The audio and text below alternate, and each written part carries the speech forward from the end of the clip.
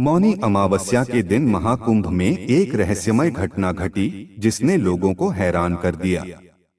एक अघोरी साधु जो भगवान शिव की तरह दिख रहा था, गंगा के पानी पर चलने लगा।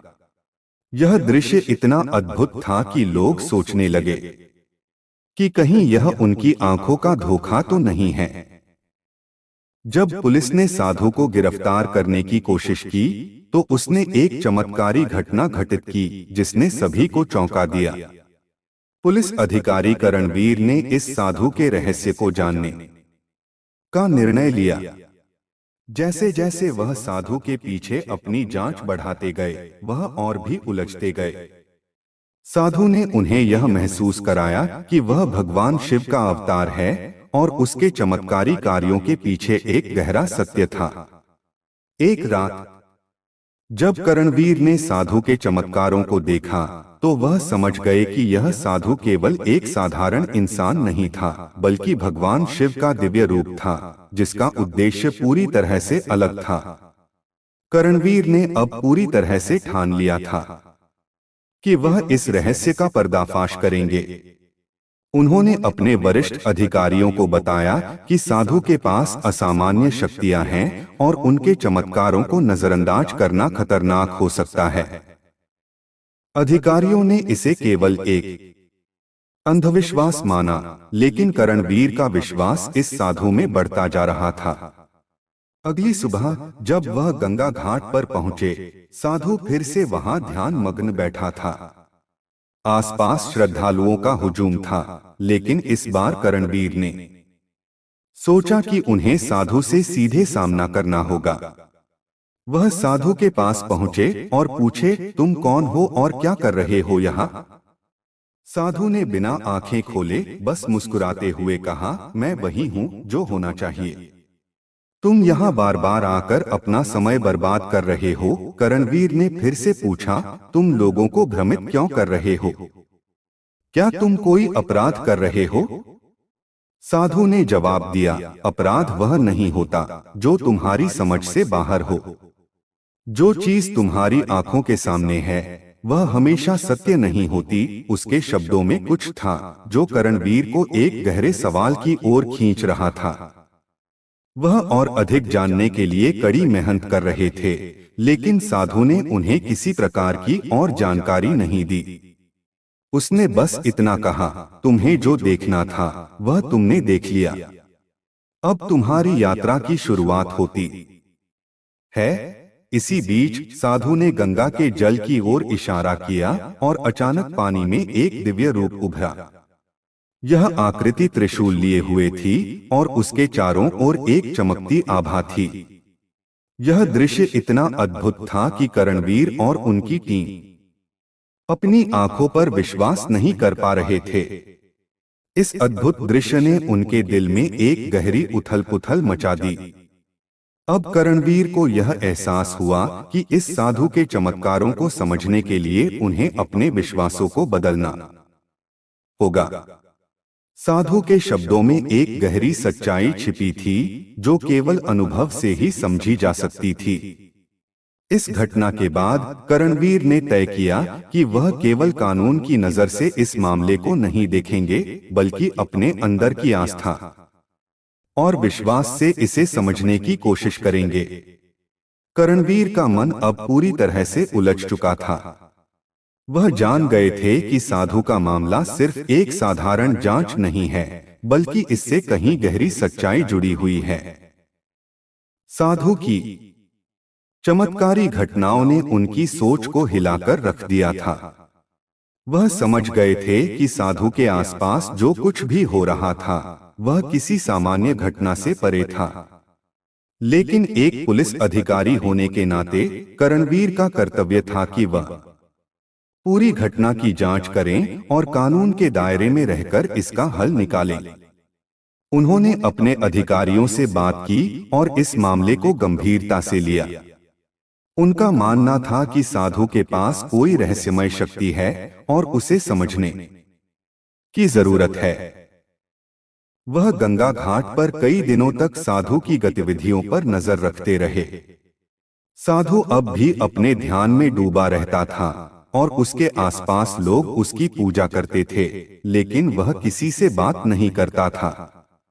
करणवीर ने महसूस किया कि साधु के बारे में जितना जानने की कोशिश की जाएगी, उतना ही रहस्य गहरा होता जाएगा। एक दिन जब वह साधु से फिर से मिले, साधु ने उन्हें कहा, तुम जो भी देख रहे हो वह तुम्हारी आत्मा की आंखों से देख रहे हो।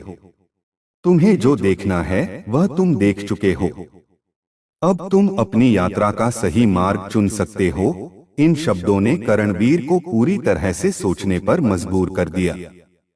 साधु ने उसे यह एहसास दिलाया कि यह सब कुछ उसके लिए एक विशेष उद्देश्य से हो रहा है। करणवीर ने इस बार अपने दिल से साधु की बातें सुनी और महसूस किया कि वह इस रहस्य को सुलझाने की बजाय शायद इसे अनुभव करना चाहिए। वह अब समझने लगे थे कि यह साधु और उसके चमत्कारी कार्य किसी विशेष उद्देश्य से जुड़े हुए थे। उन दिनों में करणवीर का दृष्टिकोण बदल चुका था। उन्होंने सोचा कि इस साधु का उद्देश्य किसी और को नहीं, बल्कि उन्हें ही अपने जीवन के वास्तविक सत्य से परिचित कराना है। गंगा के किनारे खड़े होकर करणवीर ने एक गहरी सांस ली और खुद से पूछा, क्या सचमुच मुझे इस रहस्य को समझने की क्षमता है? और इसी प्रश्न के साथ उनका सफर एक नई दिशा में मुड़ गया। करणवीर अब पूरी तरह से साधु के रहस्यों में उलझ चुके थे। उनके मन में सवालों की एक लंबी श्रृंखला थी, लेकिन साधु के शब्दों में एक गहरी सच्चाई थी जिसे वह समझने की कोशिश कर रहे थे। उन्होंने खुद से पूछा, क्या मैं सच में इस साधु का उद्देश्य समझ पा रहा हूं, या यह सिर्फ मेरे भीतर का भ्रम है? दिन बीतते गए और साधु के चमत्कारों के बारे में अफवाहें और बढ़ने लगी। कुछ लोग इसे भगवान का चमत्कार मानते थे, जबकि कुछ लोग इसे धोखा और अंधविश्वास कहते थे। लेकिन करणवीर का मन अब पूरी तरह से बदल चुका था। उन्होंने अपने पुलिस अधिकारी के रूप में जिम्मेदारी निभाने के बजाय अब इस रहस्य को एक नए दृष्टिकोण से देखने की कोशिश की। वह हर दिन गंगा घाट पर साधु की गतिविधियों का पालन करते थे और धीरे धीरे वह महसूस करने लगे कि यह साधु सिर्फ लोगों को भ्रमित नहीं कर रहा था, बल्कि वह उनके भीतर छुपे डर और भ्रम को भी उजागर कर रहा था। एक दिन जब करणवीर साधु के पास पहुंचे, साधु ने उन्हें कहा, तुम जो ढूंढ रहे हो वह बाहर नहीं बल्कि तुम्हारे भीतर है। साधु के इन शब्दों ने करणवीर को पूरी तरह से झकझोर दिया। वह अब जानने लगे थे कि यह साधु उनके सामने कोई बाहरी शक्ति नहीं, बल्कि एक दर्पण की तरह था जो उनके भीतर के अंधकार को उजागर कर रहा था। उन्होंने यह समझने की कोशिश की कि साधु का उद्देश्य केवल उनके जीवन में बदलाव लाना था, न कि किसी और का। समय के साथ करणवीर ने अपनी जांच पर एक नई नजर डाली। उन्होंने देखा कि गंगा के किनारे पर साधु के साथ बिताए गए पल अब उन्हें एक गहरी शांति का एहसास दे रहे थे। यह शांति किसी बाहरी शक्ति से नहीं, बल्कि अपने भीतर के सत्य को पहचानने से आ रही थी। अब करणवीर का दिल और दिमाग दोनों इस बात को स्वीकार करने के लिए तैयार थे कि इस साधु के चमत्कार और उसकी गतिविधियां किसी साधारण घटना से बहुत परे थीं। वह अब समझने लगे थे कि जीवन के असली उद्देश्य को जानने के लिए हमें बाहरी दुनिया की बजाय अपनी आत्मा की गहराई में झांकना पड़ता है। साधु की बातें अब उन्हें स्पष्ट और सही दिशा में प्रेरित कर रही थीं। उन्होंने निर्णय लिया कि वह इस रहस्य को और गहराई से जानेंगे और इसे अपने जीवन के अनुभव में उतारेंगे। यह सिर्फ एक पुलिस अधिकारी की जांच नहीं, बल्कि एक आत्मिक यात्रा बन गई थी जो उन्हें स्वयं की सच्चाई तक ले जाने वाली थी। करणवीर अब इस नए अध्याय की ओर बढ़ने लगे थे, जहां साधु के रहस्यों और चमत्कारी कार्यों ने उन्हें और अधिक विचारशील बना दिया था। वह अब केवल कानून का पालन करने वाले अधिकारी नहीं, बल्कि एक व्यक्ति बन चुके थे जो अपने दिल की सुनने और अपनी आत्मा के मार्गदर्शन को समझने की कोशिश कर रहा था। वह जानते थे कि साधु के पास कोई न कोई गहरी बात छिपी हुई है, जिसे समझने के लिए उन्हें अपनी सोच को विस्तृत करना होगा। साधु ने कहा था कि जो दिखता है वह हमेशा सत्य नहीं होता, और अब करणवीर इस सत्य को खोजने के लिए तैयार थे। एक दिन गंगा के तट पर साधु के पास पहुंचने पर उन्होंने साधु से पूछा, क्या आप मुझसे सचमुच कुछ छिपा रहे हैं? क्या आप मुझे दिखा सकते हैं कि जो मैं देख रहा हूं वह वास्तविकता है या सिर्फ भ्रम? साधु ने शांति से जवाब दिया, जो तुम्हारे सामने है वही सत्य नहीं है। असल में तुम्हें उस सत्य को देखने के लिए अपनी आंखें खोलनी होंगी जो अब तक तुमने कभी महसूस नहीं किया। करणवीर थोड़े भ्रमित हुए, लेकिन उन्होंने साधु के शब्दों पर विचार किया। उनके मन में कई सवाल थे, लेकिन साधु की उपस्थिति ने उनके भीतर एक अलग सा विश्वास जागृत किया। वह महसूस कर रहे थे कि साधु किसी और दुनिया से आए हुए हैं और उनका उद्देश्य किसी बड़े उद्देश्य के लिए है। आखिरकार एक दिन साधु ने करणवीर को एक स्थान पर बुलाया जो गंगा के किनारे था। वहां साधु ने उन्हें कहा, अब तुम्हें अपनी आंखें खोलनी होंगी और तुम देखोगे कि तुम्हारी जिंदगी का सबसे बड़ा रहस्य सामने आ जाएगा। साधु के शब्दों के साथ गंगा का जल एक बार फिर हलचल में आया। इस बार यह सिर्फ जल की हलचल नहीं थी, बल्कि पानी में एक अनोखी चमक पैदा हो गई थी। करणवीर ने देखा कि जल में एक आकृति उभरी जो धीरे धीरे और साफ हो रही थी। वह आकृति त्रिशूल लिए खड़ी थी और उसके चारों ओर एक दिव्य आभा थी।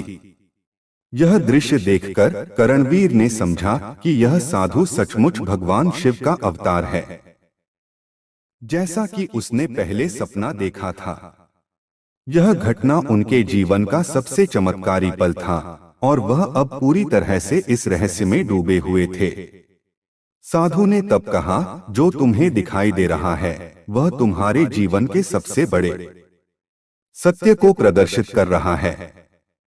अब तुम्हारे जीवन में कोई भ्रम नहीं रहेगा, क्योंकि तुम देख चुके हो वह सत्य जिसे पहचानने की आवश्यकता थी। करणवीर को अब एहसास हुआ कि इस साधु का अस्तित्व केवल एक साधारण इंसान का नहीं था, बल्कि वह एक दिव्य शक्ति का अवतार था, जिसे गंगा के तट पर सही समय पर भेजा गया था। यह साधु उन्हें अपनी आत्मा और विश्वास के सबसे गहरे अर्थ को समझाने आया था, और अब वे इस सच्चाई को पूरी तरह से स्वीकार कर रहे थे। करणवीर ने साधु की बातें ध्यान से सुनी और समझा कि उनका जीवन अब पूरी तरह से बदल चुका है।